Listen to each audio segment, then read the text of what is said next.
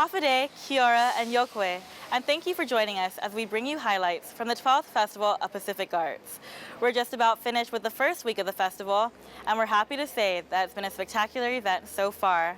From the traditional ceremony welcoming our Pacific navigators, to the beautiful opening ceremony held at Paseo, to the many events held not only in the capital city of Hagåtña, but in the various satellite venues throughout the island, tons of crowds have been joining us, and we're glad that everybody's enjoying the festival. One thing that's captured everyone's attention is weaving. Let's check that out. Half a day, everybody. It's another gorgeous day here in Hagåtña, so we thought we'd go out and about and explore the main festival village. There is a lot happening. There's carving in the huts, there's handicrafts on display, the house jam is in full swing, and we've stopped by the Hawaii hut where there's a weaving demonstration underway, and we have the privilege of meeting Marcus Marzan. Marcus, thank you very much for talking to us today. First, if you could just describe for us what you're doing here today. Well, aloha mai kako. What I'm presenting today is a traditional Hawaiian style fan. It's called a pe'ahi, and pe'ahi are chiefly fans that were symbols of the chief when they were in ceremonies and different functions. This was a symbol of their status and rank. Okay. And what are some of the materials that are traditionally used? In this pe'ahi that I'm making right now, I have the material that I'm using is the pandanus that was plated here, and then the aha, or the coconut sennet that's being used to make the handle itself. The fan that you're making today, how long would that take for you to complete? For me, I've only been working on this for a couple of days now. So I finished the blade in one day, and then I started to make this as well yesterday. So this is my second day of work on it. But yeah, definitely, it just takes time.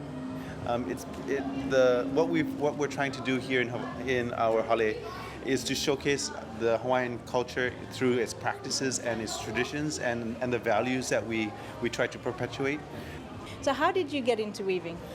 The older weavers took it upon themselves to share their knowledge outside of their family, because traditionally it was kept only within the family, and these older master weavers weren't finding people in their family that were interested in learning, so they decided to share their knowledge to whoever was interested in learning. I understand you've been doing this for over 20 years now. Yes. Is it more than just a hobby for you?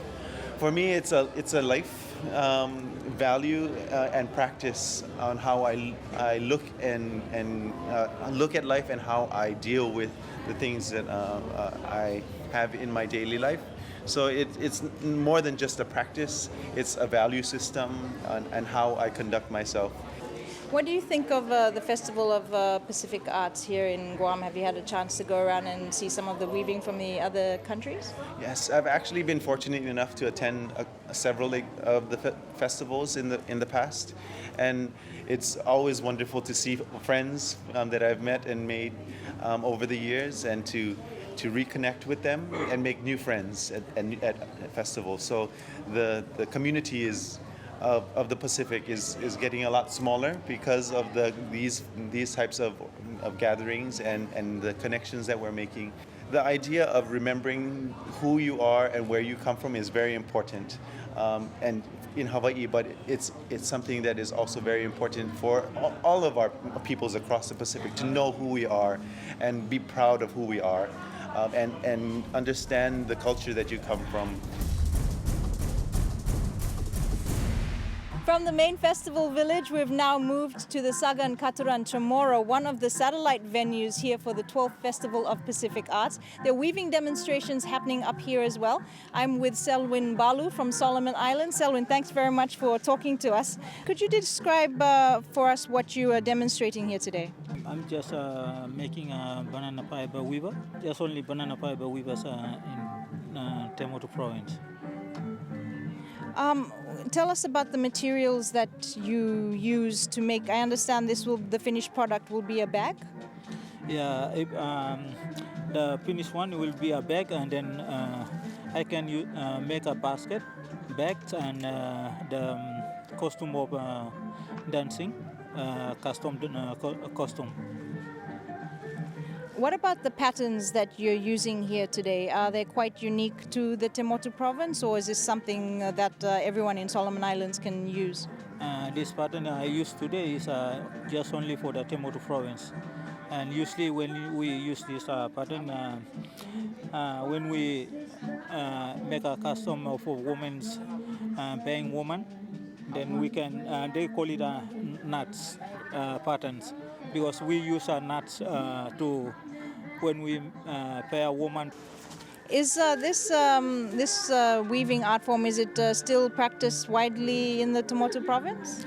In the Te Motu province, just only in my village, in my island, in Santa Cruz Island, and only my family or my tribes just only weaving in the Te Motu province. So how long have you been weaving?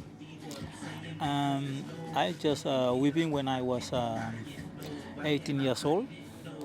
Then after I just learned weaving from my father when I was 18 years, 2005, and after 2 years, then I start to teach my son. This type of weaving, they just only the men weaving. There's so much amazing talent, there's so much to see and so many things to participate in here at the 12th Festival of Pacific Arts.